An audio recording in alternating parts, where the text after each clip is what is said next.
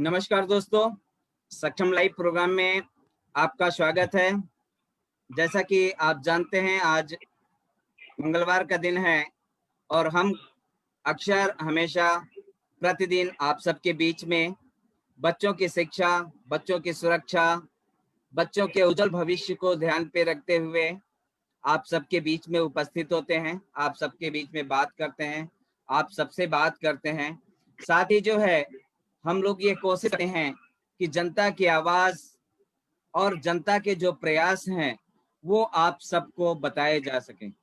दोस्तों, आज इन्हीं सभी मुद्दों को ध्यान पे रखते हुए हमारे बीच में दो अभी उपस्थित जो कर्मठ साथी, दो साथी हमारे बीच में उपस्थित हैं, जो सक्षम महिला पंचायत की कोऑर्डिनेटर रितु जी हैं। रितु जी, आपका बहुत बहुत धन्यवाद। नमस्ते। धन्यवाद सर। और साथ में हमारे बीच में हमारे साथ में उपस्थित हैं इनकी सहयोगी साथी पिंकी जी। पिंकी जी, आपका भी बहुत बहुत धन्यवाद। नमस्ते। और तो हम आज जो है हम लोग ये जानना चाह रहे थे कि चूंकि खासकर जब कोरोना काल पे, इस कोरोना काल पे जिस तरह की विपरीत परिस्थितियां आई हैं और जिस तरह लोगों का आर्थिक रूप से लोग कमजोर हुए हैं, परेशान हुए हैं, शारीरिक रूप से लोग परेशान हो रहे हैं, मानसिक रूप से लोग विक्षिप्त हो रहे हैं। इस आधार पे, इस सिचुएशन को ध्यान पे रखते हुए हम ये जानना चाह रहे थे कि चूंकि आप लोग भी लगातार इस काम लगातार करते रहे हैं और इन परिस्थितियों में काम करना भी एक बहुत कठिन, मुश्किल भरा काम रहा है। और आपने जिस तरह का काम किया है, जिस तरह का अपनी मेहनत को दिखाया है, ये मुझे लगता है कि सबके बीच में जाना चाहिए। तो मैं चूंकि आपसे जानना चाहूंगा, आप लोगों से थोड़ा सा अपना अपना परिचय, कि आप लोग अपना स्वयं का परिचय यदि दें तो ज्यादा अच्छा रहेगा, मेरे परिचय देने से अच्छा है। हाँ, नमस्कार। मैं रितु, सक्षम महिला पंचायत में मैं कोऑर्डिनेटर हूँ और मैं महिलाओं के सुरक्षा पे काम करती हूँ, महिलाओं के हितों के लिए काम करती हूँ और महिलाओं के जो भी समस्याएं होती हैं उसको ध्यान में रख के उनकी समस्याओं के अनुसार जो भी उन्हें हेल्प चाहिए होती है उसके अकॉर्डिंग काम। हाँ, पिंकी जी। नमस्कार सभी को, मेरा नाम पिंकी है और मैं सक्षम महिला पंचायत में एज ए पैरालीगल हूँ। वहाँ पे भी हमारे केस होते हैं महिलाओं के ऊपर और उस पर हम लोग काम करते हैं। जो भी उनकी समस्या होती है उसी के बारे में हम काम करते हैं उनके साथ मिलकर। जरूर। तो जैसा कि दोस्तों आप देख रहे हैं कि आज जो है सक्षम महिला पंचायत की दो कर्मठ साथी हमारे बीच में हैं और आप जितने दर्शक हम लोगों को देख पा रहे हैं, वो मुझे लगता है आप लोगों के बीच में भी अनेकों सवाल होंगे, अनेकों प्रकार के प्रश्न आप लोगों के दिमाग में गूंज रहे होंगे। और अगर प्रश्न गूंज रहे हैं तो आपका सवाल करना वाजिब है, आप हमें लिखेंगे और हम जो है आपके सवालों का उसी आधार पर जवाब देने का पूरा प्रयास करेंगे। तो एक तो थैंक यू आप सभी दर्शकों का कि आप जो है लगातार हमारे कार्यक्रम से जुड़े हुए हैं और जुड़ करके लगातार हम लोगों का हौसला अफजाई कर रहे हैं, हम लोगों का हौसला बढ़ा रहे हैं। और हौसला बढ़ाने के साथ साथ ही नहीं कि सक्षम लाइव प्रोग्राम को भी साथ में अगर हम सोचें कि सफलता के अगर विशेष प्रोग्राम मुकाम तक पहुंचाने का काम किया है तो आप लोगों ने काम किया है और आपका यह प्रयास हम सब के लिए बहुत बड़ी प्रेरणा और बहुत बड़े आगे बढ़ाने के लिए एक साहस भरा एक कदम होता है। तो दोस्तों इसी के साथ जो क्योंकि आज हम लोग बात कर रहे हैं, हम हमेशा बच्चों की बात करते हैं, आज हम महिला की बात करते हैं। क्योंकि महिला है तो फिर बच्चा है और बच्चा है तो फिर जीवन है, तो महिला है तभी शायद ये सृष्टि है। तो आज हम उन सभी महिलाओं को प्रणाम करते हुए उनके दुखों को किस तरह दूर करने का काम महिला पंचायत के लोग कर रहे हैं, किस तरह लड़ाई लड़ रहे हैं और किस तरह की विसंगतियों को झेल रहे हैं, या हम कहें कि किस तरह की प्रॉब्लम्स जो है उनकी, वो कैसी कैसी प्रॉब्लम को झेल करके लोगों की मुसीबतों से लड़ रही हैं, उनको निजात दिलाने का काम कर रही हैं। अभी मैं आपको बताना चाहूंगा कि जो मेरी अभी इनके बीच में चर्चा हुई है, रितु जी के बीच में, तो लगभग 2073 ऐसे केसेस हैं, ऐसे केसेस रहे हैं जैसे जिन जिन परिवारों को इन लोगों ने उजड़ने से बचा रहा है। तो परिवारों को उजड़ने का मतलब यह है कि एक परिवार को बर्बाद हो जाना, परिवार बर्बाद होने से और जो काम जो है इन लोगों ने किया है, तो आप लोगों का जो ये प्रयास रहा है, जो सकारात्मक प्रयास रहा है, वह बहुत अच्छा रहा है और हमें सुनने को मिला है कि आपने इतने परिवारों तक परिवारों की जिंदगी अपने बचाई है। तो इसी के साथ में मैं जो है ऋतु जी आपसे जानना चाहूंगा कि आप वर्तमान में किस आधार पे इस तरह की समस्याओं से जूझ करके कैसे काम कर रही हैं और क्या महसूस, सबसे पहली बात तो इस कोरोना काल में आपने कैसे अपने आप को सेफ रखते हुए लोगों की सेवा की है, लोगों को बचाया है? हाँ, इस कोरोना काल में तो सबसे पहले हमें भी बहुत डर लगता है, क्योंकि हमारे पास इतने केसेस हैं। रोज प्रतिदिन लोग आते हैं हमारे ऑफिस में। कई बार तो डर लगता है कि हम इन चीजों को हैंडल कैसे करें, क्योंकि बाहर से लोग आते हैं, डायरेक्ट आके हमसे बात करते हैं। तो इसके लिए सबसे पहले हमने तो सेफ्टी रखी, और उन्हें भी बताते हैं कि इस कोरोना काल में खुद की सेफ्टी कैसे रखी जाती है। और हमारे पास ज्यादातर घरेलू हिंसा के केसेस आते हैं, जिसमें महिलाएं अपने घर में कभी कभी छोटी छोटी परेशानियों में और कभी कभी बड़ी परेशानियों से भी उबर नहीं पाती हैं। तो वो समस्याएं हमारे पास लेकर आती हैं और उसके बारे में हमसे बताती हैं। मुझे आवाज नहीं आ रही। हेलो। मुझे आवाज नहीं आ रही। जरूर, ठीक है। अच्छा, इसके साथ साथ जो है चूंकि जब तक आप अपने माइक का प्रॉब्लम जो है वो आप सुधारें अपना, लेकिन हम थोड़ा सा बात करना जरूर चाहेंगे कि इस कोरोना काल पे भी आपके पास में जैसे केसेस आते हैं, तो आप केस तक पहुंचने की कोशिश करते हैं या केस आप तक आते हैं? आप कैसे आपकी प्रक्रिया ये चालू लागू होती है? केस तक पहुंचने, अभी तो ऐसा है कोरोना काल में केस तक पहुंचने की भी कई बार, क्योंकि हमारी इतनी अवेयरनेस हो चुकी है कि लोग हमें खुद फोन करते हैं, अपनी समस्याएं बताते हैं। कई बार हमारे ऑफिस में आते हैं, इतने वो चीजों को बताते हैं। और कई बार हमें जाना पड़ता है, इस कोरोना काल में रहते हुए भी उनके घर जाना पड़ता है, उनकी समस्याओं के देखते हुए। ऐसी ऐसी समस्याएं हैं सर, मैं बता नहीं सकती, क्योंकि कई बार महिलाएं परेशान होती है, अपनी समस्याओं से घिरी होती है। घरेलू हिंसा, मार पिटाई के केसेस आ जाते हैं, जिसमें खुद को सुरक्षित नहीं कर पाती हैं, चोटिल हो जाती हैं। तो ऐसी जब भी हमें परेशानियां पता चलती है, हमें वहां जाना पड़ता है। और कुछ केस हमारे ऑफिस में आते हैं, वहां पर आके हमसे बात करते हैं और उनके केस दर्ज किए जाते हैं। बिल्कुल, बिल्कुल।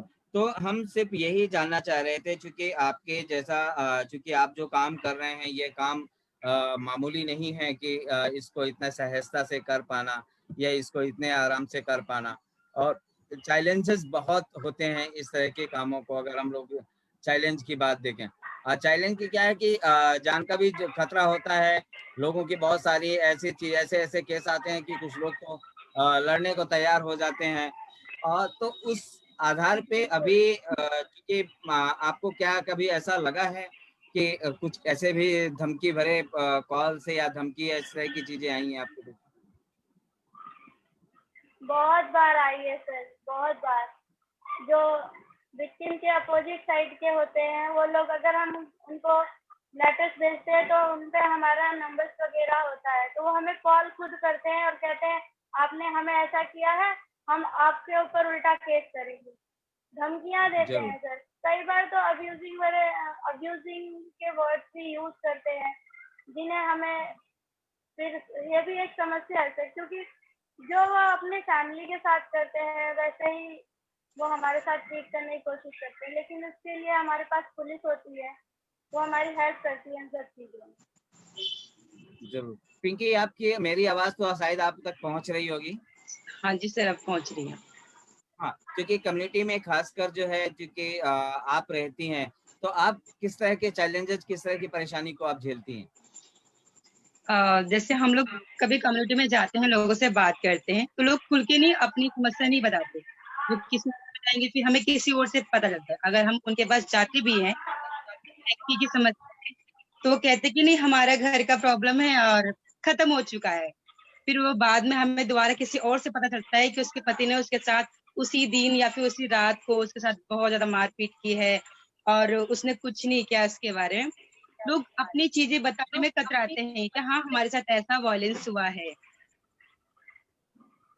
जरूर। ये मैं समझ सकता हूँ पिंकी, क्योंकि एक माँ का दर्द, और माँ जो है अपने बच्चों के बारे में भी सोचती है, एक महिला जो है अपने पति के बारे में भी सोचती है, अपने पिता के भी बारे में सोचती है, अपने भाई के भी बारे में सोचती है और अपनी बहन के भी बारे में सोचती है। तो यह जो समस्या है, यह जो प्रॉब्लम है, जिसे हम लोग कह रहे हैं कि इस तरह की जो प्रॉब्लम समझने को आती है, वो कहीं ना कहीं एक और भी समस्या को जन्म देती है, मेरा अपना मानना है। क्या आपको नहीं लगता ऐसा कि जुर्म को सहना उतना ही बड़ा पाप है जितना बड़ा कि जुर्म करने वाला होता है? सर बिल्कुल, जुर्म जो सहता है वो और जो करता है वो दोनों ही भागीदारी होते हैं इसमें, क्योंकि वो उसको ऐसा करने पे या फिर उसकी जो मनोबल है वो बढ़ाता है। हम उसका जुर्म सह रहे हैं और उसका मनोबल बढ़ता है। वो एक के साथ आज हमारे साथ कर रहा है, फिर हो सकता है वो दूसरे के साथ भी करे। जरूरी नहीं है कि वो हमारे साथ किया है तो वही थम गया है, नहीं वो दूसरे के साथ भी करेगा। इसीलिए और खासकर पे जो लेडीजें होती हैं ये, अगर वो बाई चांस अपना केस दर्ज भी करवा देती हैं तो वो अपने पति के जो पति उसको बोलता है कि अपना केस वापस ले ले, या फिर सास ससुर बोलते हैं या फिर समाज को बोलते हैं चल कोई बात नहीं, कर दिया तूने, केस कर दिया, अब जो भी हो गया है हम लोग समझा देंगे उसको और वो ऐसा दोबारा नहीं करेगा। उसका जो मनोबल वो बढ़ जाता हैगा। हमें लगता है कि वो वहीं पे खत्म हो गया, बिल्कुल नहीं खत्म होता हैगा। बिल्कुल। तो ऐसी विषम परिस्थितियों में आप जो है, चूंकि वर्तमान में आपकी आवाज को हजारों लोग देख रहे हैं, हजारों लोग सुन रहे हैं, तो हम ये चाहेंगे कि आप क्या संदेश देना चाहेंगी महिलाओं को लेकर के? मुझे लगता है कि अगर रितु जी अगर इस बारे में बताएं, इसके बाद पिंकी भी बताएंगी। तो रितु, आप जिस तरह आप जो पिंकी ने जो भी बताया है, जो आपने सुना होगा, हमने भी जो सुना है, और लोग भी बहुत सारे लोग सुन रहे हैं, इसको जान रहे हैं, तो आपका क्या मानना है कि आप किस तरह का संदेश देना चाहेंगे उन महिलाओं को जो जुर्म सहते हुए भी चुप हैं? मेरा तो यही कहना है सर कि जुर्म को सहना नहीं चाहिए, क्योंकि आज अगर मेरे साथ है, कल को मेरी बेटी के साथ, मेरी बहन के साथ या अन्य किसी महिला के साथ भी वैसा हो सकता है। अगर मैंने आज आवाज उठाई है, एक आवाज उठी, तो कल को उस एक आवाज को सुन के हजारों आवाजें उठ सकती हैं। इसीलिए चुप नहीं रहना चाहिए, जुर्म नहीं सहना चाहिए, जरूर। उसके खिलाफ आवाज उठानी चाहिए। बिल्कुल। पिंकी, आप क्या कहना चाहेंगे? सर हम तो यही कहेंगे कि जुर्म के खिलाफ आवाज उठाना चाहिए, क्योंकि पहला कदम हमारा ही होगा। हमें कोई समझा सकता है और हमें करना और ना करना वो हमारे पे डिपेंड होता है, क्योंकि कोई अगला बंदा यही कहेगा, व्यक्ति यही कहेगा कि आप उसके खिलाफ आवाज उठाओ, और ना उठाना और उठाना दोनों हम पे डिपेंड करता है कि जब तक हम नहीं आवाज उठाएंगे तब तक उस व्यक्ति की जो मनोदशा है वो खत्म नहीं होगी, और किसी हमारे प्रति हो सके किसी और को भी अन्याय मिले, और जो जुर्म सह रहा है उसे भी वो भी अपना जुर्म उठा सके।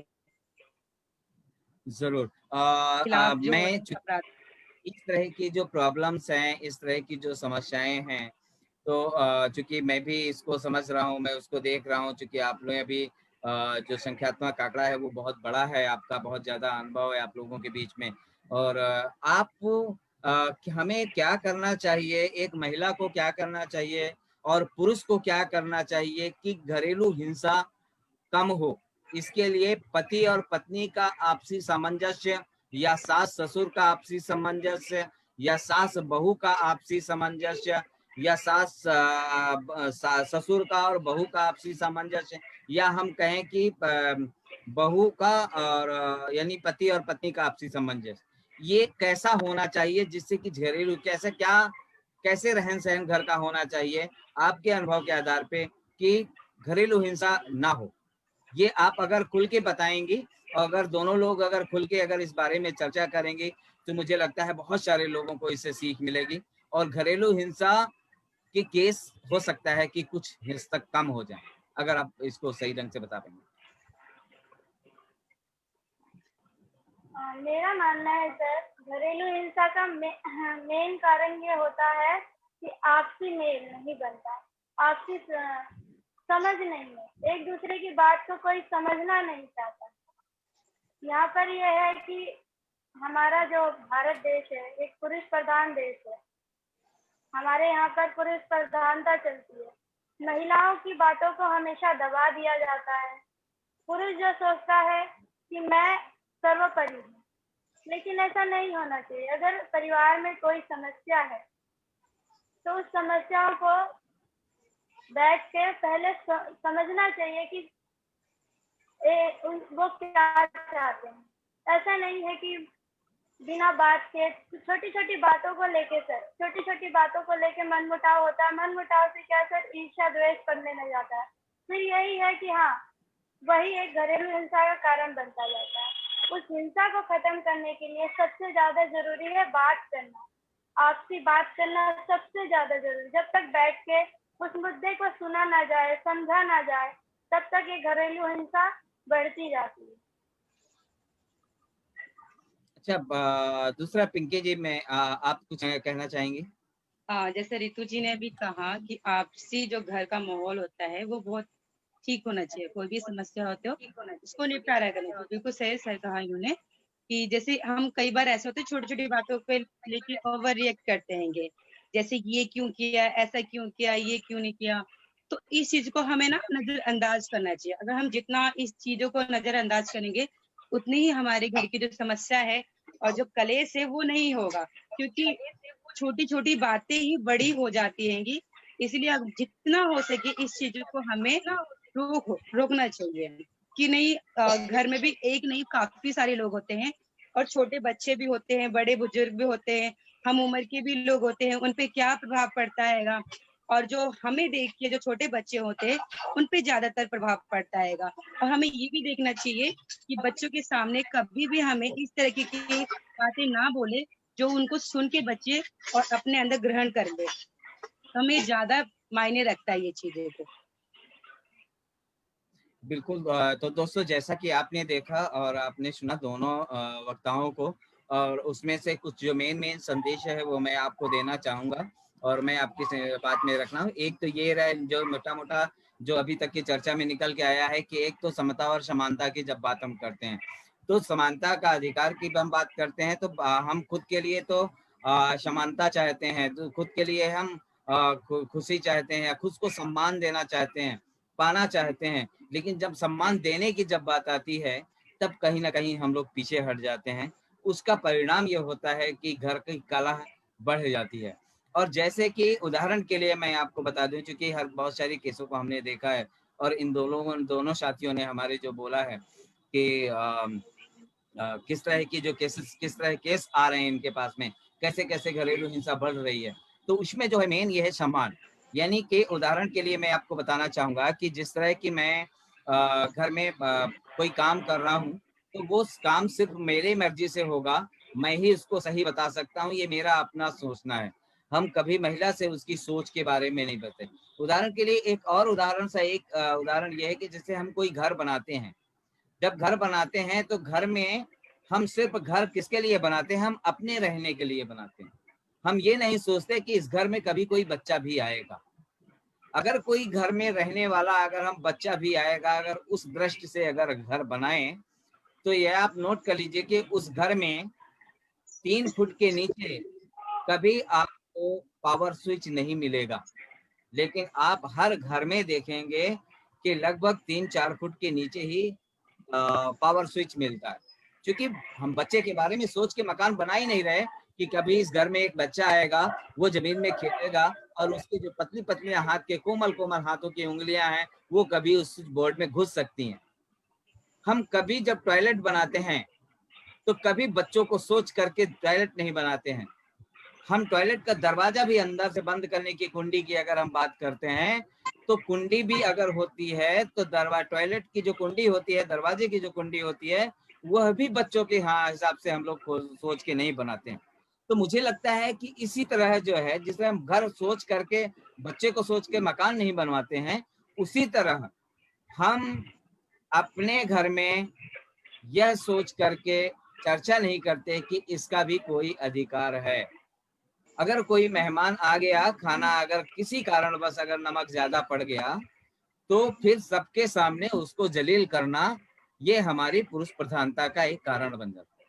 मुझे लगता है ऐसे केस आए होंगे ऋतु जी आपके पास, कि खाने में नमक ज्यादा हो गया, या फिर जाकर के खाना मुझे टाइम से परोस के नहीं दिया, या मैं खाना 2 नहीं बार मांगा बनाना मुझे आता है। हाँ, तो सर ये इस ऐसे तरह ऐसे की जो चीजें खाना नहीं मुझे बनाना आता है, टाइम पे उठती नहीं है, सोती रहती है, बिल्कुल, मुझे मेरी मालिश नहीं मेरे करती है, कपड़े नहीं धो के देती है। बिल्कुल सर, ये सब चीजें होता है। मैं कुछ कहता हूँ, कुछ बिल्कुल करती है।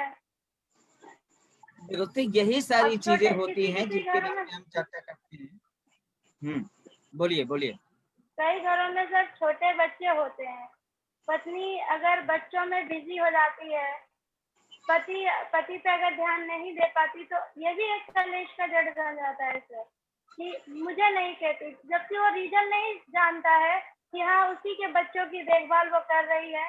अगर एक काम रह गया तो बाद में भी कर लेगी, नहीं, उसी काम का इश्यू बना के फिर मार पिटाई, गाली गलौज, ये सब होने लग जाता है। बिल्कुल। तो ये जो एक तो समानता, समता और समानता की जो बात है वो बेहद जरूरी है, कि हमें जिस तरह हम सम्मान चाहते हैं उसी तरह हमारे घर की महिला भी सम्मान चाहती है, तो हमको चाहिए कि हम उनको भी उसी तरह का सम्मान दें और मान दें। दूसरा हमारा जो होता है कि हमारे जो व्यवहार होता है, अब व्यवहार दोनों तरफ होते हैं, एक महिला का व्यवहार क्या है और पुरुष का क्या व्यवहार है, इसको भी हमें समझना बेहद जरूरी होता है, कि हम कैसे इसको समझ पा रहे हैं और किस तरह से समझ पा रहे हैं। दोस्तों, मैं बताना चाहूंगा कि आज हमारे 5 साथियों को आना था, और 5 में 3 साथी शायद किसी कारणवश नहीं आ पाए हैं, और अगर वो सुन रहे हो, अगर मेरी आवाज उन तक पहुंच रही हो, अगर वो लाइव में अगर हैं, तो मैं उनसे कहूंगा कि आप तुरंत ज्वाइन करें, क्योंकि बहुत जरूरी है आपका भी साथ में जुड़ पाना। तो एक तो यह है कि व्यवहार में हमारा जो बदलाव आता है, तो उसके कारण भी घरेलू हिंसाएं होती हैं, और उससे भी घरेलू हिंसा रोकी जा सकती है। यह भी एक कारण है जिसको हमें समझना चाहिए और जिसको हमें जानना चाहिए। फिर एक और भी चीज होती है, भागीदारी। भागीदारी एक ऐसा शब्द है जो सुनने में बहुत कम नजर आएगा, या बहुत कम लोग इस विषय पे बात करते हैं। मुझे किस तरह का खाना चाहिए, ये पुरुष तय करता है। महिला को किस तरह का खाना खाना है, वो पुरुष बहुत कम तय करता है। इसका परसेंट, मैं ये नहीं कहता कि ऐसा है नहीं, बहुत सारे ऐसी भी महिलाएं हैं जो महिलाओं भी बात करती हैं और अपनी इच्छा अनुसार खाना बनाती हैं, लेकिन अगर औसत हम देखते हैं तो सिर्फ 1 या 2% ऐसी महिलाएं मिलती हैं। बाकी पुरुष के आधार पे खाना बनेगा, मुझे ये खाना है तो वही बनेगा, मुझे यहाँ जाना है तो इतने बजे सो के उठना है, तो जगाने की जिम्मेदारी भी महिला की होगी, क्योंकि वह पुरुष अपने से उठ नहीं सकता है। दूसरा, काम का औसत अगर हम बनाते हैं, पुरुष बाहर से काम करके तो आता है, अच्छी बात है, आप बाहर से काम करके आते हैं, पैसा लाते हैं, लेकिन आप अपने काम का और महिला के काम का यदि औसत लगाएंगे, तो शायद महिला के काम से आप कम काम करते हैं। आपके अंदर आपका बोझ आपके ऑफिस का है, आपके घर में आपका बोझ जो है आपके घर को चलाने का है, लेकिन एक महिला का जो बोझ होता है वो आप भी हैं, आपके ससुर आपके पिता भी हैं, उसके मायके के भी लोग हैं, ससुराल के भी लोग हैं, आप उसका बेटा भी है, उसका आपके रिश्तेदार भी हैं, सब उसके कहीं ना कहीं उसके दिमाग का, और घर भी है, घर की देखरेख, घर की रखवाली, घर की मरम्मत, घर की साफ सफाई, ये सारी का सारी जिम्मेदारी कहीं ना कहीं महिलाओं की आ जाती है। तो ये अभी तक आपकी बातों से झलक के आया है जो हमने अभी समझा है। दूसरा यह है कि आपस में चर्चा ना करना, एक खुली चर्चा, एक चर्चा ना करना, एक चर्चा करना और एक खुली चर्चा करना, वह भी एक बहुत बड़ा प्रश्नात्मक चिन्ह है। आपस में बात नहीं करेंगे, आएंगे, वो सीधे अपनी तरफ, वो अपनी तरफ अकड़ के बात करना, या फिर क्षमता और समानता की जब हम बात करते हैं, सम्मान की बात करते हैं, उसको ना देना, वह भी एक पारिवारिक कलह का एक कारण बन जाता है। संवाद की स्थिति में यदि दो लोग आपस में चर्चा कर रहे हैं, अगर बीवी अगर बीच में बोल दी कि नहीं ये बात सही है, ऐसा नहीं है, तो वह भी एक चर्चा का कारण है कि तुम्हें बोलने का अधिकार किसने दिया। ये हम मर्दों का काम है, या हम लोग आपस में तय कर रहे हैं, तुम कौन होते हो बीच में बोलने वाले। ये है ये भी एक चर्चा का कारण करना है। तीसरा ये है कि क्या करना चाहिए परिवार के अंदर, क्या नहीं करना चाहिए, हमारा दायित्व क्या है, महिला का दायित्व क्या है, पुरुष का दायित्व क्या है, वह जो भूमिका है। जैसे हम लोग कल बात कर रहे थे, एक नागरिकता की बात कर रहे थे कि एक नागरिक कैसा होना चाहिए, एक देश का सच्चा नागरिक होना चाहिए, कैसा होना चाहिए। उसी तरह हम आज बात कर रहे हैं कि एक परिवार का सदस्य कैसा होना चाहिए, उसकी क्या क्या भूमिकाएं होनी चाहिए। अगर यह पूरा तय हो जाएगा तो मुझे लगता है कि परिवार की जो आपसी कलह है वो काफी हद तक कम हो जाएंगे। तो मेन मेन हम जानना चाहेंगे, आप लोगों से जानना चाहेंगे, आप लोगों में से जो भी जवाब देना चाहे वो जवाब दे सकता है, आप दोनों में से, कि एक तो यह है कि महिलाओं की आपको लगभग किस किस प्रकार की आपके पास में समस्याएं आई हैं अब तक, जिस तरह की समस्याओं को आपने देखा है।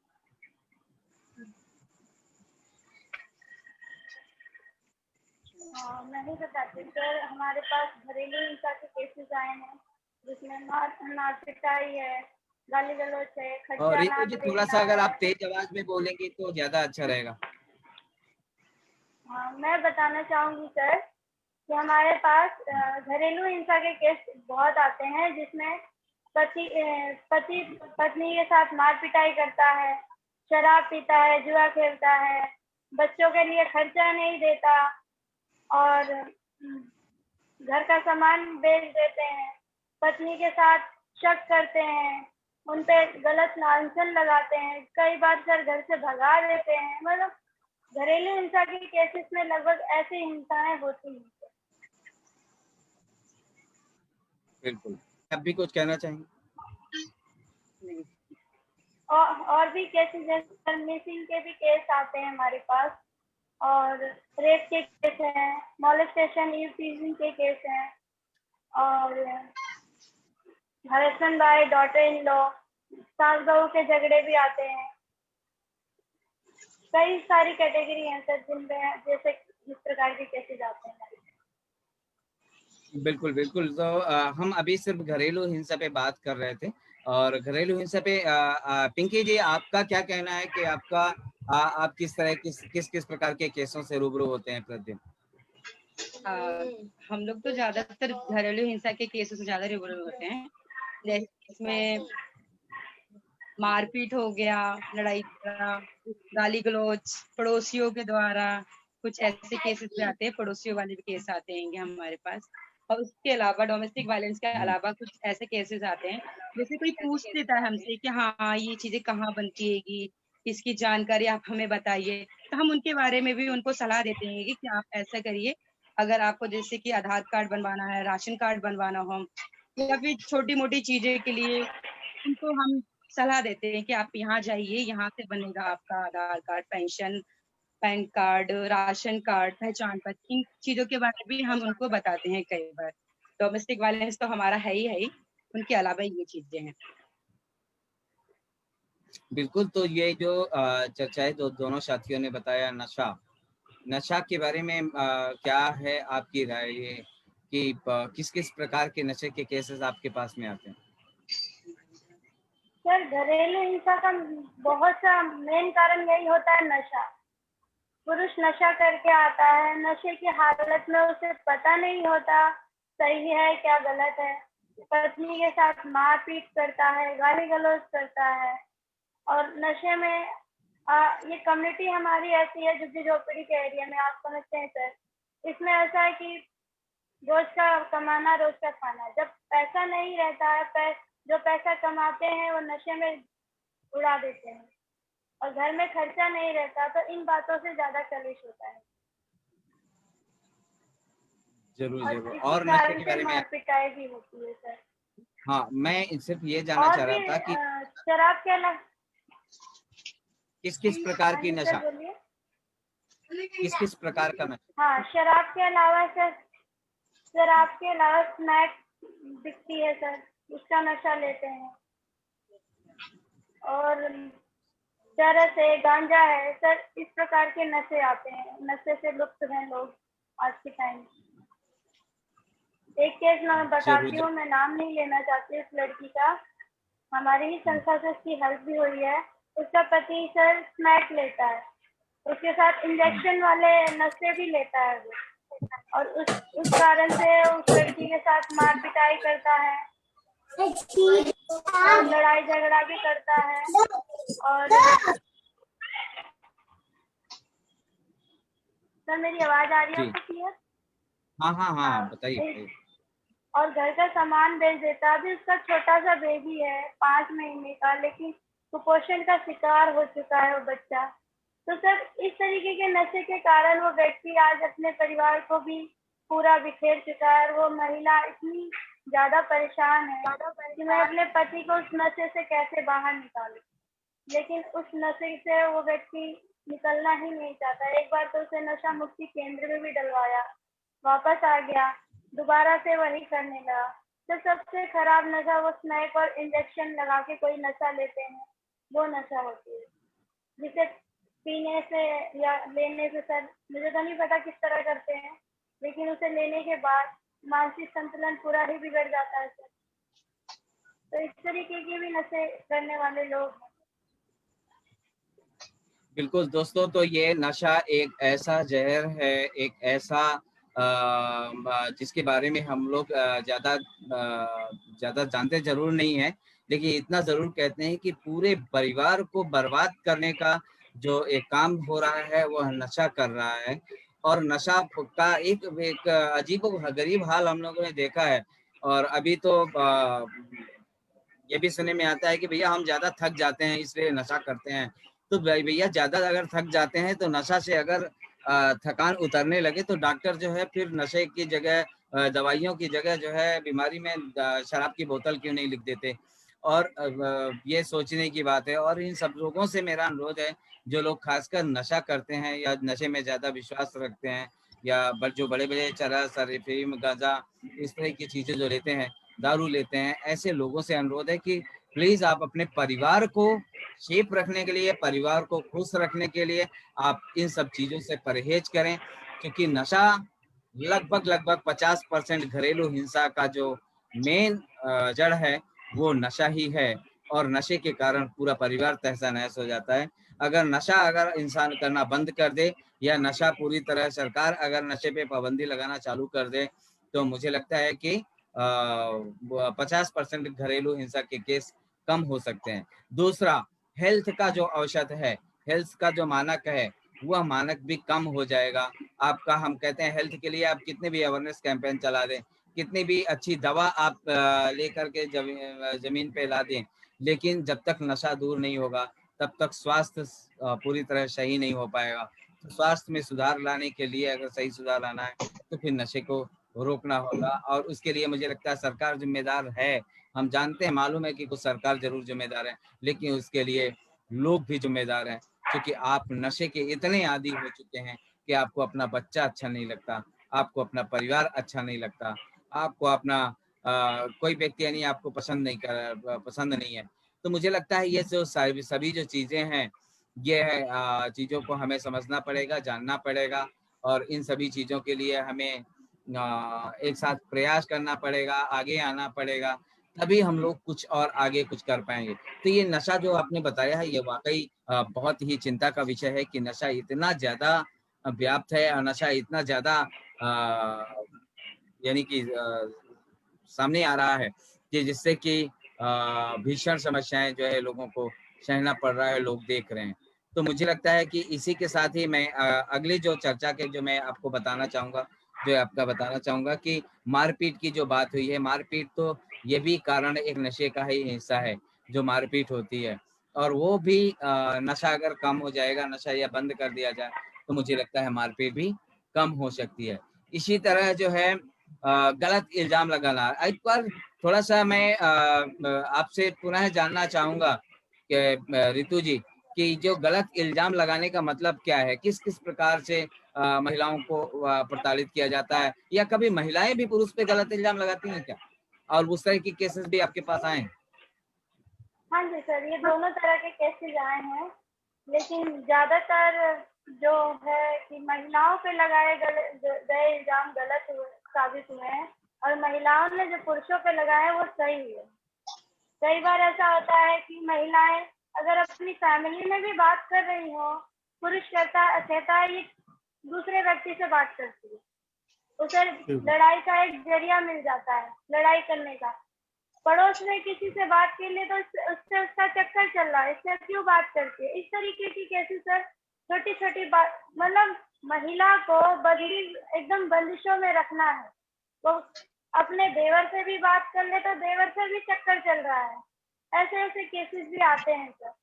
अपने भाई से बात नहीं कर सकती, पिता से बात नहीं कर सकती, पड़ोस में किसी से बात नहीं कर सकती। तो ये पुरुष जो होते हैं उन पे ऐसे लांछन लगाते हैं। और कई सारे केसेस ऐसे आते हैं सर कि पत्नी को छोड़कर दूसरे संबंधों में पुरुष पड़ जाते हैं। वो भी एक कलेश का माध्यम बन जाता है, क्योंकि वो अपने घर पे फिर ध्यान नहीं देके दूसरी जगह ध्यान देता है। और इस बात का जब पत्नी को पता चल जाता है, इससे फिर लड़ाइयाँ शुरू होती हैं। और ज्यादातर केसेस ऐसे आते हैं कि सर पुरुष जो है दूसरे संबंध में पड़ा रहता है, दूसरे संबंध में पड़े रहने के कारण वो अपनी पत्नी को इज्जत नहीं देता सर। इस कारण से ये घरेलू हिंसा के केसेस बहुत ज्यादा बढ़े। तो जिस तरह महिला पंचायत में आप जो है महिलाओं की समस्या, घरेलू हिंसा की समस्याओं को सॉल्व करती हैं या उस तरह के केसेस को रेफर करती हैं, तो उस तरह के केस को देखते देखते आपके अपने घर में कैसा आप माहौल महसूस कर पाती हैं? सर मेरे घर में सर यही सब चीजें देख के मैं तो बहुत सतर्क रहती हूँ। इन चीजों को जानते हुए, देखते हुए, कभी कभी ऐसा नहीं है कि महिलाएं नहीं कलेश करती हैं, कभी कभी महिलाओं को भी बिना बात के गुस्सा आ जाता है, जो छोटी मोटी लड़ाइयाँ हो जाती है। लेकिन वही सतर्कता रहती है सर कि हमें किस टॉपिक पे, किस विषय पे बोलना चाहिए, किस विषय पे नहीं बोलना चाहिए, जिससे कि हम अपने घर में उन चीजों को बढ़ावा ना दे पाए और बातों से समस्याओं को दूर कर सकें।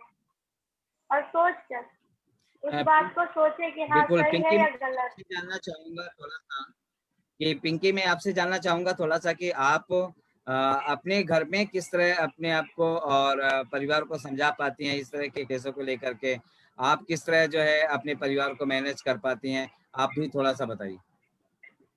हाँ, मैं अपने घर में अगर कोई कुछ बोलता है तो पहले मैं सुन लेती हूँ लोगों की बातें, क्या कहना चाहते हैं वो लोग। तो मुझे लगता है कि उस बातों पर राय देना चाहिए अपना, तो मैं उस बातों पर राय देती हूँ। अगर कोई गलत होता रहेगा तो फिर उस पे भी जगह मैं बोलती हूँ कि हाँ ये चीजें गलत है और ऐसे नहीं ऐसा करना चाहिए। किसी को सही लगता है, किसी को गलत लगता है, तो घर की बात होती है हमारी, तो फिर भी हैंडल कर लेते हैं इस चीजों को। बिल्कुल, तो चूंकि छोटी-छोटी घर से ही शुरुआत होती है और हमें अपने घर से भी बदलना पड़ता है। और दोनों साथियों को, चूंकि आप लोगों ने अपने पिंकी और रितु दोनों को बहुत-बहुत धन्यवाद, चूंकि आपने अपने घर से ही शुरुआत की है लोगों को बदलने का और अपने स्वयं को बदलने का, क्योंकि यह एक बहुत बड़ा कार्य है। फिर किस प्रकार अपने केसों की आप किस प्रकार सुनवाई करती हैं? क्या प्रक्रिया है आपकी? मैं जानना चाहूँगा और हमारे हजारों दर्शक हैं जो जानना चाहेंगे कि आप कैसे-कैसे किस तरह आप केस अपने यहाँ बुलाती हैं, फिर उनकी सुनवाई किस तरह करती हैं? आप एक-एक करके हमें बताएँगी तो ज़्यादा अच्छा होगा। सर सबसे पहले हम अवेयरनेस करते हैं और अवेयरनेस के बाद हमें जो भी केस मिलते हैं उनसे लिखित रूप में एक एप्लीकेशन ली जाती है कि उनकी समस्या क्या है। उनके समस्या के आधार पे उस समस्या को वो उससे क्या चाहती हैं, काउंसलिंग यानी समझौता चाहती हैं या आगे केस बढ़ाना चाहती हैं, तो उसके अकॉर्डिंग सर एक एप्लीकेशन तैयार की जाती है। फिर एक केस शीट भरी जाती है। केस शीट के बाद सर एक बुलावा पत्र तैयार किया जाता है विपक्ष को बुलाने के लिए। वो बुलावा पत्र भेजा जाता है और उसके बाद सर जब दोनों पक्ष आते हैं तो दोनों की बारी बारी काउंसलिंग की जाती है। उसके बाद दोनों को आमने सामने बिठा के उन दोनों की बातों को एक दूसरे के सामने रखा जाता है। उसके आधार पर सर समझौता कराया जाता है और दोनों की शर्तों का समझौता पत्र तैयार किया जाता है। दोनों की शर्तें लिखी जाती हैं दोनों पक्षों की, पक्ष विपक्ष दोनों की 5-5 शर्तें लिखी जाती हैं। उसके अलावा भी अगर कोई और शर्त लिखवाना चाहता है तो वो भी करते हैं। और दोनों की राय जानते हैं सर कि आप इन शर्तों पे दोनों की सहमति है या नहीं है। ऐसा समझौता पत्र तैयार करा जाता है सर। केस को सॉल्व करने के बाद सर एक फॉलो अप शीट तैयार होती है। उसमें समझौता होने के 1 हफ्ते के अंदर पहला फॉलो अप लिया जाता है, फिर 15 दिन के अंदर दूसरा फॉलो अप लिया जाता है सर, फिर 3 महीने बाद तीसरा फॉलो अप लिया जाता है। उनके घर पे जाके देखा जाता है कि अब जिन समस्याओं से वो जूझ रहे थे वो समस्याओं का पूरी तरह से निदान हुआ है या नहीं हुआ। और जब देखते हैं कि हाँ पूरी तरह से अब फैमिली ठीक से रह रही है तो एक सर थैंक यू लेटर होता है, वो तैयार करवाया जाता है और इस तरह से हमारी एक फाइल तैयार होती है। बिल्कुल। हाँ, आप पिंकी कुछ जोड़ना चाहेंगी? हाँ सर, अभी तो फिलहाल नहीं, क्योंकि इन्होंने जो कहा है वही हमारा प्रोसेस होता है शुरू से लेके लास्ट तक। या आप केस का सत्यापन भी तो करते हैं, कैसे करते हैं कि ये केस सही है या गलत? हाँ सर, उसके लिए केस लेने के बाद सर हम इन्वेस्टिगेशन करते हैं। ये बताना मैं भूल गई थी। जैसे आज हमारे पास केस आया तो हम अगले दिन या 2 दिन बाद बिना विक्टिम को बताए उसके आसपास में जाके पूछताछ करते हैं, लोगों से जानते हैं कि जो हमारे पास केस आया है वो सही है या ये झूठा केस दिया गया है। इस प्रकार हम केस का सत्यापन करते हैं। बिल्कुल। और इसके दस्तावेजीकरण में आप कैसे कैसे दस्तावेजीकरण करते हैं? सॉरी सर, समझ नहीं आया मुझे। आप कैसे कैसे दस्तावेजीकरण करते हैं? आप जो किस किस प्रकार के दस्तावेज अपने पास रखते हैं और किस तरह के दस्तावेज पीड़िता को देते हैं या समझौता कराते हैं, वो क्या? हाँ सर, मैंने जिस तरीके से बताया, केस लिया, एप्लीकेशन तैयार की, फिर बुलावा पत्र लेते हैं, फिर केस शीट भी भरते हैं और समझौता पत्र जो पीड़िता है उसके लिए समझौता पत्र जो तैयार किया जाता है सर, उसकी कॉपी एक पक्ष को एक विपक्ष को दी जाती है। और इन सब केसों की डिटेल सर मास्टर रजिस्टर है हमारे पास, उसमें होता है। जो समझौता होता है हमारे हियरिंग होती है, हमारा केस हियरिंग रजिस्टर है। जो जो बातें दोनों पक्ष बोलते रहते हैं, एक वहाँ पर रहते हैं पैरालीगल, वो उसको पूरी तरह से नोट डाउन करती रहती है सर, सभी बातों को कि दोनों पक्षों ने क्या बातें करी। इस तरीके से हमारा दस्तावेज तैयार होता है। बिल्कुल। और आपने रेफर की भी बात की थी कि किस किस प्रकार के केस को आप रेफर करते हैं, तो कहाँ कहाँ रेफर करते हैं और कैसे रेफर करते हैं, और पुलिस का उपयोग या पुलिस तक केस को कैसे लेके जाते हैं? सर मोस्टली हम तीन चार जगह केस को रेफर करते हैं। सबसे पहले है 181, दिल्ली महिला आयोग की हेल्पलाइन नंबर है सर। दिल्ली महिला किस किस प्रकार के केस, किस किस प्रकार के सॉरी केस, सर मार पिटाई के किस केस, किस प्रकार के? जिसमें मार पिटाई के केस है जिससे पीड़िता किसी तरह से क्षतिग्रस्त हुई हो, और तलाक के केसेस हुए सर। और अगर पीड़िता नहीं चाहती है कि वो महिला पंचायत में समझौता करे तो वो केस हम रेफर करते हैं कोर्ट में, दिल्ली महिला आयोग में, 181 को और पुलिस के साथ। बिल्कुल। तो आपके इसी प्रश्न से एक और प्रश्न खड़ा हो जाता है, क्योंकि बहुत सारे दर्शक जानना चाहेंगे कि आपके केस में डीसीपीसी या सॉरी डीसीडब्ल्यू यानी दिल्ली महिला आयोग की क्या भूमिका होती है? सर दिल्ली महिला आयोग हमारी बहुत हेल्प करता है। जो केस जैसे सर कभी कभी हमारे पास ऐसे क्रिटिकल केस आ जाते हैं कि हम उसको अकेले नहीं सुलझा सकते, तो उस वक्त हम दिल्ली महिला आयोग में सीनियर पर्सन को कॉल करते हैं। तत्काल में हमें जब मदद चाहिए होती है तो दिल्ली महिला आयोग से हमारे लिए मदद दिलाई जाती है। जैसे कई बार पुलिस स्टेशन जाते हैं सर, पुलिस वाले जल्दी से सुनवाई नहीं करते, तो सीनियर पर्सन वहाँ से कॉल करती हैं एफआईआर वगैरह दर्ज होने के लिए सर, या पुलिस भेजने के लिए। तो वो हम लोगों के तत्काल में मदद करते हैं। यानी कि कहा जाए कि सक्षम के साथ में जो है दिल्ली महिला आयोग का भी एक विशेष योगदान है इन 2073 जो केस आपने सॉल्व किए हैं, इन सभी केसों में एक अच्छी भूमिका है। बिल्कुल, तो बहुत अच्छी बात है कि आप इस तरह के काम को कर रही हैं और खास करके इतने परिवारों को उजड़ने से बचाया है, वरना घर की कलह है, घरेलू हिंसा जो है, कहने को तो बहुत छोटा लगता है घरेलू हिंसा, लेकिन सच ये है कि घरेलू हिंसा एक बड़ी हिंसा की बात कर रही हैं। दूसरा आपने जो बताया कि हम केस को रेफर करते हैं, तो मैं सभी दर्शकों को बताना चाहूँगा कि कोई भी ऐसे केस जो संवेदनशील केस हैं या क्रिटिकल केस हैं, जो केस पुलिस तक पहुंचाने की जरूरत है या जिन केसों को जो है दिल्ली महिला आयोग तक पहुंचाने की जरूरत है, उस तरह के सभी केसों को फिर वो अपने यहाँ नहीं रोकते, तत्काल 181 में कॉल की जाती है, वहाँ के लोगों को बुलाया जाता है और उनके सुपुर्द किया जाता है और वो जाकर के पुलिस में देते हैं। जरूरत पड़ती है तो महिला पंचायत के यानी कि रितु है, पिंकी है, दोनों मिल करके जो है पुलिस को फोन करती हैं, यानी 112 में फोन करती हैं और पुलिस को भी बुलाती हैं वहाँ पे जरूरत पड़ने पे जो है। और अगर ज्यादा थोड़ा सा ठीक ठाक केस है तो फिर उसको महिला पंचायत यानी दिल्ली महिला आयोग को रेफर करते हैं। और अब रहेगी बात, थोड़ा सा हम ये जानना चाहेंगे, अगर आपने किसी भी केस को यदि पुलिस में रेफर किया तो फिर उसका फॉलो अप आप कैसे करते हैं? आपने एक फॉलो अप तो आपने बता दिया कि हमने जो सॉल्व किया उसका आप इतने इतने दिन में फॉलो अप करते हैं, लेकिन जो पुलिस में केस रेफर करते हैं या दिल्ली महिला आयोग को जो केस भेजते हैं उसको कैसे फॉलो अप करते हैं उसका? सर सबसे पहले 181 को हम केसेस देखते हैं। ज्यादातर केसेस हमारे 181 पे जाते हैं, 181 से पुलिस के पास जाते हैं। तो सर 181 पे केस देने के 1 घंटे के अंतराल में हम उन्हें कॉल करके पूछते हैं कि कहाँ तक उस केस को पहुँचाया गया है।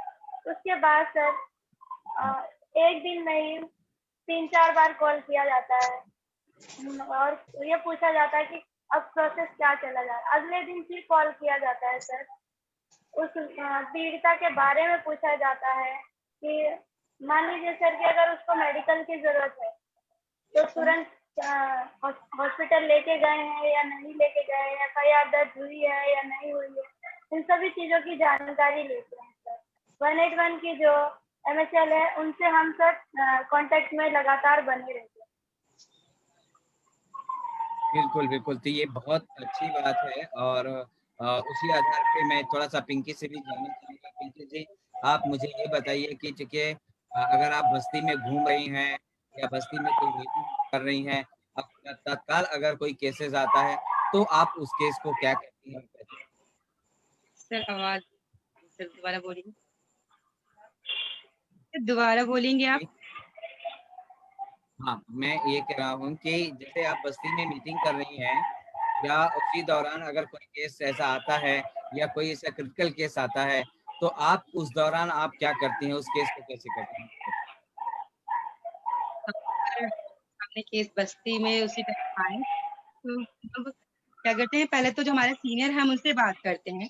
उसके बाद सीनियर हमें बोले कि 181 पे कॉल करना चाहिए या फिर तुरंत एक्शन ले लें, या फिर हम दोनों जैसे विक्टिम हो गया या फिर जिसने ऐसा किया है उससे हम दोनों को मिलते हैं, 181 पे कॉल करते हैं, फिर पुलिस भी हमारे टाइम आती है और दोनों को जाके अगर लगता है कि इसे थाने लेके जाना चाहिए तो हम भी जाते हैं उनके साथ थाने।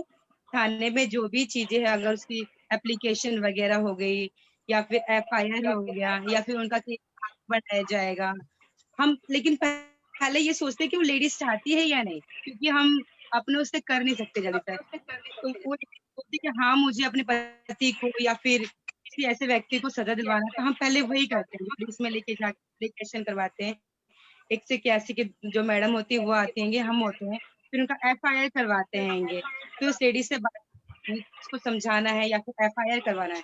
अगर वो लेडीज कहती है कि करनी है मुझे, वो नहीं, मैं चाहती हूँ कि एक बार तो हम लोग कहते हैं ठीक है, हम लोग अभी इसको फिर उसको समझाते हैंगे, दोनों को ही समझाते हैं, फिर हम दोबारा से चाहते हैं कि हमारी ऑफिस आएगी। बिल्कुल, बहुत अच्छा है आप लोगों का जो प्रयास है, आप लोगों का जो काम है, वो बिल्कुल सबको समझ में आने लगा है कि, और मुझे लगता है कि इस तरह के काम जो बहुत चैलेंजफुल होते हैं, बहुत चैलेंज है, बहुत ज़्यादा खतरे हैं, इस तरह के काम को देखते हैं। इस तरह हम लोग थोड़ा-सा ये भी जानना चाहेंगे कि आप किस-किस प्रकार की, मैं सबसे पहले जो है आपसे ही पिंकी जानना चाहूँगा कि आप मुझे बताएँ कि आपको किस-किस प्रकार की समस्याओं का सामना, चुनौतियों का सामना करना पड़ता है बस्ती में?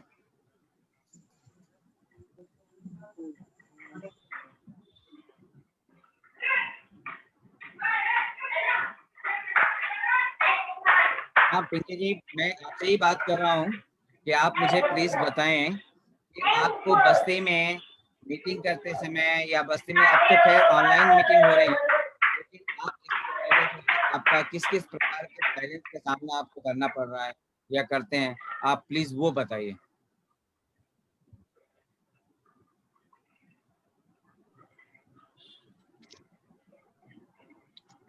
रितु जी, किसी कारणवश पिंकी? हाँ जी सर। हाँ, बताइए। हाँ बोलिए, क्योंकि अभी सर सॉरी सर, कॉल आ गई थी अभी, इसलिए आप दोबारा पूछेंगे सवाल सर। ठीक ठीक है, रितु आप बताइए जब तक। सर बस्ती में मोस्टली सर कई बार होता है ना कि हमारे पास दिल्ली महिला आयोग से भी केस अब रेफर होने लगे हैं, हमारे पास आने लगे हैं वहाँ से केसेस। तो बस्ती में वो सबसे पहले से जो केसेस आ रहे हैं उनके एड्रेस ढूंढने में मुश्किल हो रही है। कई बार ये होता है हमारे पास फोन आ गया, मैडम मैं यहाँ पर हूँ, तुरंत आ जाएंगे, हमें आपकी जरूरत है, लेकिन वो हमें प्रॉपर एड्रेस नहीं देती।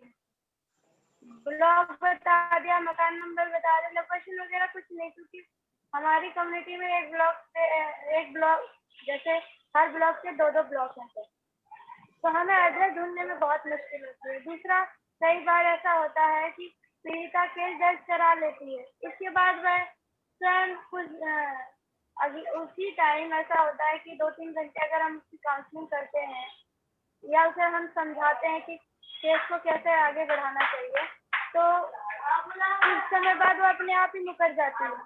तो बहुत सी सिचुएशन में ऐसा होता है कि सर महिलाएं जो है सपोर्ट नहीं करती, जिस बिल्कुल। कारण से तो एक हमें तो दिक्कतों का सामना ये करना पड़ता प्रॉब्लम, है। बिल्कुल ये प्रॉब्लम हम समझ सकते हैं कि इस प्रकार की प्रॉब्लम होती है, और वो तो दिल्ली महिला आयोग की तरफ से जो केसेस आते हैं, वो तो निश्चित है वो फॉलो अप करने के लिए आते हैं कि एक्चुअल में घटना की स्थिति क्या है, और वो बेहद ज़रूरी है चूँकि वो बहुत ज़िम्मेदारी के साथ में आयोग काम भी बिल्कुल कर रहा सर। है। हम तो मैं अभी सिर्फ़ और सिर्फ़ बस्ती की बात कर रहा था, और पिंकी अगर मेरी आवाज़ आप तक पहुँच रही है तो मैं तो दोबारा फिर आपसे यही कहूँगा कि आप हमें बताएँ कि आपको बस्ती में मीटिंग करने में क्या प्रॉब्लम आ रही थी? अभी वर्तमान में किस तरह आप मीटिंग कर रही हैं? आप वो बताइए प्लीज़। सर अभी का मैं बताऊं, अभी तो हम इधर कोरोना चल रहा है, हर जगह चल रहा है, तो अभी हमारी मीटिंग नहीं हो रही है जो, लेकिन पहले जो हमारी मीटिंग होती थी उसमें लेडीज से और कोई भी जल्दी इकट्ठा नहीं होता था। हम उनको बोलते थे कि हम आपको घरेलू हिंसा के बारे में या फिर कुछ ऐसी जानकारी दे रहे हैं जो आपके और आपके आने वाले या फिर कोई ऐसा जानकार जो इस चीज से पीड़ित है उनको सहायता करेगा। लेकिन लेडीज से 2 मिनट खड़ी होती थी, वो चली जाती थी, 2 मिनट खड़ी होती चली जाती थी, या फिर एक यहाँ पे खड़ी हो रही है, एक बहुत दूर जाके खड़ी होती थी। वो सुनते, उनको हम बोलते कि आप हमारे पास आओ और हमारी पास, क्योंकि पास से बातें हमारी सुनोगे तो ज्यादा अच्छा होगा, क्योंकि आपको समझ भी आएगा और हम आपको अपनी बातें बता भी सकेंगे। लेकिन लोग इकट्ठे नहीं होते। कुछ लोग ऐसे होते हैं कि हाँ ये चीजें होती है, बहुत लोग देखे हैं ऐसे, कोई हेल्प नहीं करती हमारे, और लोग आते हैं जाते हैंगे, रोज का ऐसे ही होता है, कुछ नहीं करता है। लोग जितनी थॉट्स, जितने लोग ही मिलते हैं उनके उतने थॉट्स बनते जाते लेकिन हाँ कुछ पॉजिटिव चीजें भी आती हैं मिलके, जो कहते हैं कि हाँ हमारे भला हुआ है, या फिर किसी का केस डाला था तो उसका केस बहुत अच्छे से वो लोग रह रहेंगे, इस तरीके की भी चीजें आती हैं। तो हम नेगेटिव चीज को नहीं देखते, पॉजिटिव चीज को देखते हैं। बिल्कुल। हाँ, बहुत अच्छी बात है। अब हम जानना चाहेंगे थोड़ा-सा ऋतु जी की, अभी तक वर्तमान में आप लगभग कितने केस देख चुके हैं? सर 2080 केसेस मेरे पास आ चुके हैं अभी तक, और जिसमें से सर 2080 केसेस। मोस्टली केस हमने कोशिश करी। हाँ जी। अच्छी बात है, और चूँकि हमारा लगभग टाइम भी पूरा होने वाला है और चूंकि आप आज का जो ये संवाद रहा है वो हम चाह रहे थे कि पूरे सभी साथी आपके एक साथ आ जाएं, लेकिन यह किसी कारणवश नहीं आ पाए हैं और मैं उन्हें भी इस बात के लिए कहूँगा कि आप कभी भी कोई काम हो या इस तरह की बात रखने की बात हो तो आप पीछे मत हटें। कोई किसी भी हालत में हो तो ज़रूर आके अपनी बात को रखें और मुझे लगता है आप भी अपने साथियों को समझाएँगे भी इस बात को लेकर के कि ये मेरा अपना मानना है कि ये सही नहीं है। क्योंकि आप हो सकता है तो और भी लोगों के जो प्रश्न हैं, क्योंकि मैंने कई सारे लोगों के प्रश्न पढ़े नहीं हैं और इसलिए नहीं पढ़े हैं चूँकि हमारे पास समय कम था और भी लोग होते शायद जवाब दे भी पाते, जान भी पाते। तो थैंक यू आप सबका जुड़ाव के लिए और आपने आपने समय दिया है आज सक्षम लाइव प्रोग्राम को, तो आपका और सभी दर्शकों का बहुत-बहुत धन्यवाद। आप सबके जो भी सवाल हैं, मैं उनको पढ़ूँगा और पढ़ने के बाद आने वाले समय में मैं उसका जवाब भी दूँगा और कोशिश करूँगा कि इस कार्यक्रम को और बेहतर कैसे बनाया जाए, ताकि घरेलू हिंसा रुक जाए और पूरे घरेलू हिंसे का रोकने का एक ही 2 उपाय हैं, वो जो आज की चर्चा से निकल के आया है। और पहला उपाय ये है कि नशा वह दूर भगाया जाए, नशे से दूर हों। दूसरा उपाय ये है कि हमें खुद से संयम बरतना है, हमें सुनने की आदत डालनी है। जितना अधिकार यानी जितना सम्मान मैं चाहता हूँ, उतना सम्मान मेरी पत्नी भी चाहती है, मेरा बेटा भी चाहता है, मेरी बेटी भी चाहती है। तो हमें मुझे लगता है उतना सम्मान उनको भी देना चाहिए और उतना ही सम्मान हमें अगर हम सम्मान देना चालू करेंगे, तो स्वाभाविक है सम्मान मिलेगा। हम आपस में संवाद करेंगे, बात करेंगे, चर्चाएँ करेंगे, एक-दूसरे की राय से हर काम को करेंगे, तो शायद समझौता या इस तरह की जो घरेलू हिंसा होती हैं, वो कम हो जाएँगी। एक और भी बहुत बड़ी बात है जो आपने बताई है, जो आपके बीच से निकला है, वो है निकला है गलतफ़हमी। यानी कि आज के समय में गलतफ़हमी का इल्ज़ाम लगा देना, यानी तुम इससे बात करती हो, तुम उससे बात करती हो, तुम इससे बात करते हो, तुम उससे बात करते हो। इस तरह की जो बात आती है और वो जो शंका का जो एक होता है, जो बीच दिमाग में आ जाता है, वह कहीं न कहीं और परिवार के पतन का कारण बन जाता है, परिवार के अलगाव का कारण बन जाता है। तो मुझे लगता है कि नशा है, गलतफ़हमी है, गाली-गलौज देना है या गाली-गलौज देकर के बुलाना है, बात करना है, पड़ोसियों से आपसी संबंध स्थापित करना है। अगर इस तरह के सभी कामों को हम लोग करने लगे, तो मुझे लगता है घरेलू हिंसा का औसत जितना ज़्यादा बढ़ा हुआ है, वह बहुत कम हो जाएगा।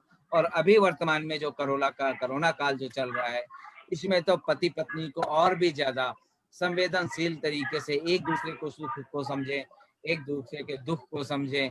अगर एक नाराज़ है तो दूसरा समझाने की कोशिश करे और दूसरा नाराज़ है तो उसको वो समझने की कोशिश करे।